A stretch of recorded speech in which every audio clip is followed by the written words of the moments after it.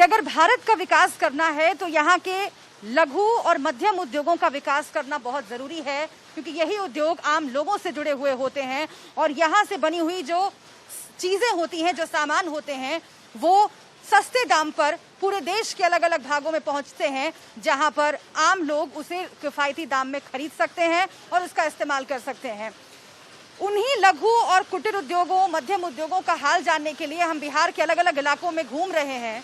बिहार चुनाव है और इसीलिए समझना ज़रूरी है। बिहार के वजीरगंज विधानसभा क्षेत्र में हम मौजूद हैं। यहाँ के मानपुर इलाके में ये पटवा टोली है, जो कि पावरलूम के लिए जाना जाता है। पावरलूम की फैक्ट्रियाँ यहाँ पर हैं, छोटी छोटी फैक्ट्रियाँ जो लोगों के घरों में चलती हैं। जिस जगह पर हम खड़े हैं यहाँ पर 15 मशीनें हैं, 15 पावरलूम मशीनें हैं। आप देखिए इस तरफ जो मशीनें हैं अभी फ़िलहाल बंद हैं, क्योंकि जो कारीगर हैं वो लंच करने के लिए गए हैं। लेकिन कैसे काम होता है ये देखने के लिए हम ज़रा उधर चलते हैं और आपको कैमरे की नज़र से दिखाते हैं कि किस तरह से शोर के बीच ये काम हो रहा है और बहुत महीन, बहुत बारीक काम है। मैं आपको ये भी बता दूं कि पटवा टोली को बिहार का मैनचेस्टर कहा जाता है।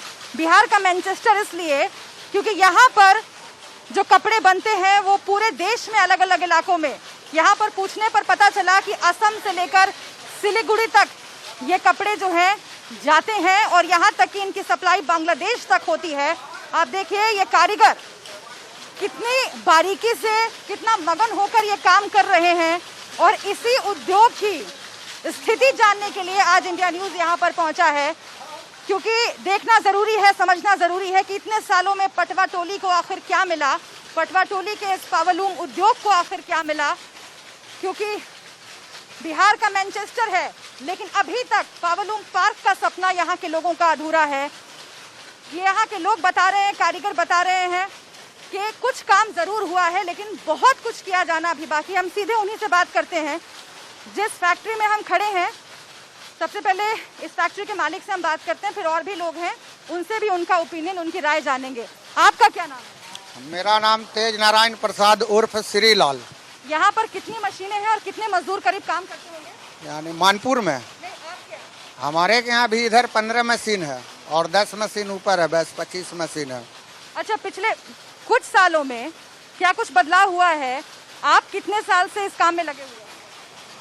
जब से हमको होश आया तब से हमको यही काम में लगे हुए हैं। हम लोग का जन्म समझ लीजिए मशीने में गुजर गया।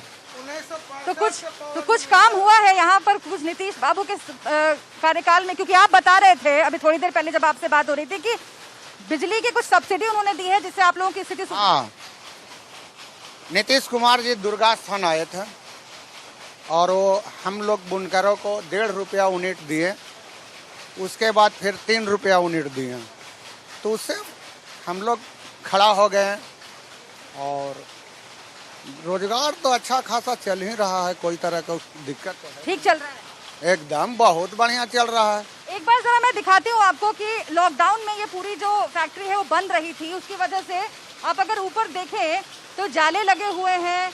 ऐसा लग रहा है कि काफ़ी वक्त के बाद ये मशीनें फिर से एक बार शुरू हुई हैं और इसके बारे में पूछने पर ये लोग बताते हैं कि लॉकडाउन में बहुत बदहाल स्थिति रही, जो मदद मिलना चाहिए था वो नहीं मिला और इसकी वजह से चूंकि इसी व्यवसाय पर ये पूरे परिवार आधारित हैं, निर्भर हैं, इसीलिए उनको काफ़ी दिक्कत हुई।